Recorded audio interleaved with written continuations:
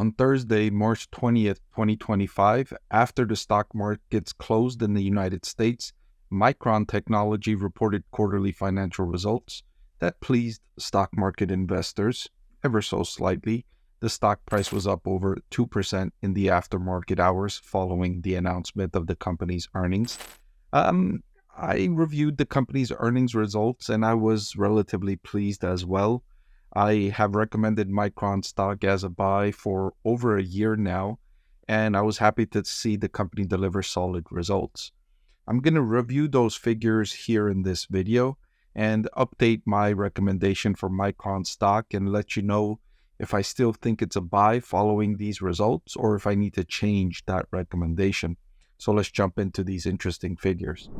I want to thank the Motley Fool for sponsoring this video.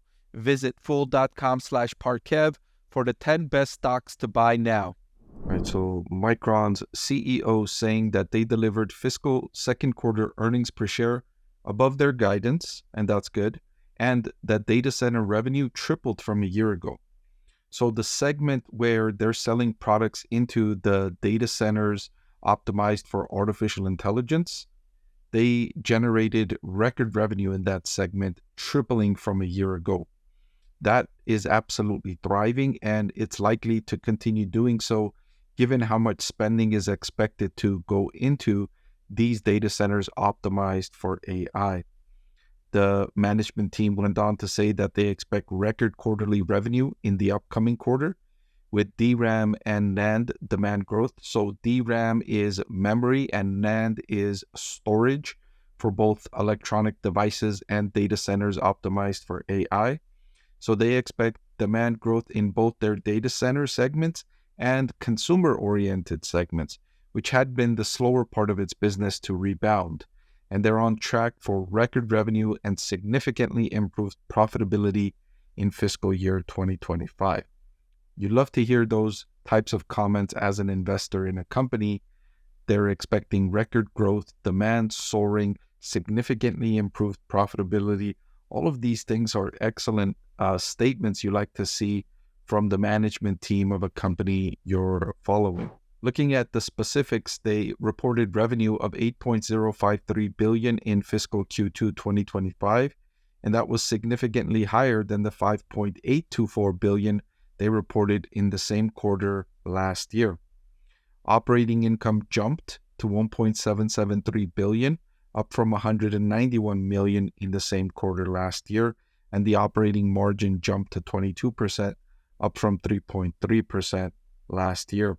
So we saw this cyclical downturn for Micron Technology last year, and starting this year for their fiscal year 2025, we're seeing a strong recovery in the company's business, and they're forecasting continued improvement ahead. So for the second quarter of 2025, investments in capital expenditures were $3.09 billion, and adjusted free cash flow came in at $857 million. This is the one category that is spooking investors about Micron Technology stock. Over the last 6 months, Micron Technology has spent more on purchases of property and equipment than they've generated in cash flow from operations in the last 6 months. So that spooks investors when a company is spending so aggressively on capital expenditure. And you don't need to look too far. Just down the street, you look at Intel, another company similar to Micron in that it has both manufacturing and design in-house. They've spent tens of billions of dollars on capital expenditure, and that's primarily what's hurting the company, is that those capital expenditures have so far been ineffective. And so that's what investors are concerned about here, is that these capital expenditures will turn out to be ineffective. If they turn out to be as expected, then it's going to be great news for Micron stock investors. But there's wide dispersion of the possibility of these investments, even though the expected value is positive. Otherwise, management wouldn't undertake these investments unless they expected positive value from them. But there's a chance that it could be very negative. And so that's what has investors on guard about Micron Technology stock. Still, the company's balance sheet is strong. They ended the quarter with cash and marketable investments of $9.6 billion. And they're not spending more than they're generating in cash flow from operations. They're being prudent with their investment in capital expenditure, something Intel didn't do. Intel went way beyond their cash flow from operations on their spending in capital expenditures. They went way beyond, and that's what forced them into this difficult position where they had to even pause their dividend. For the upcoming quarter, Micron is forecasting $8.8 billion in revenue, which would be a sequential increase from the previous quarter where they generated $8 billion in revenue, and a gross margin of 35.5%, which would be a slight sequential decline from the 36.8% in the current quarter. So here's that stat I highlighted earlier. This is for the 6 months that ended February 27, 2025. Micron has generated $7.186 billion in cash flow from operations, and they've spent expenditures on property, plant, and equipment, $7.261 billion. So slightly more than what they generated in cash flow from operations. So this is the reason why Micron's stock has not performed as well as you would expect, given the numbers that the company is reporting in improvements in revenue, in profit, and in cash flow. What's holding the stock back is the risk surrounding these large capital investments. But I think the positive expected value from these investments in capital expenditures, I think the probability of them coming to fruition are more favorable than not. And so I've been more bullish than most on Micron Technology stock. So updating the valuation, if you recall, my intrinsic value per share I calculated for Micron stock is $139.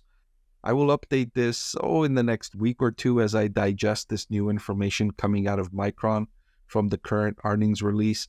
I'll go over the conference call transcripts, and then I'll update my cash flow valuation model.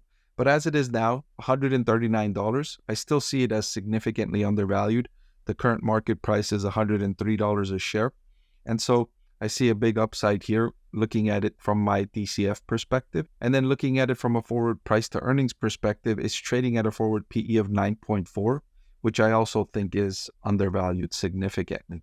So to update my recommendation on Micron stock, I still think it's a buy, and I'll update that today, March 20th, 2025. Hey everyone, I'm excited to announce that my book is finally available for sale. I've been working on it for more than a year now, so I'm really excited to finally share this with you now. It goes through my framework for evaluating stocks.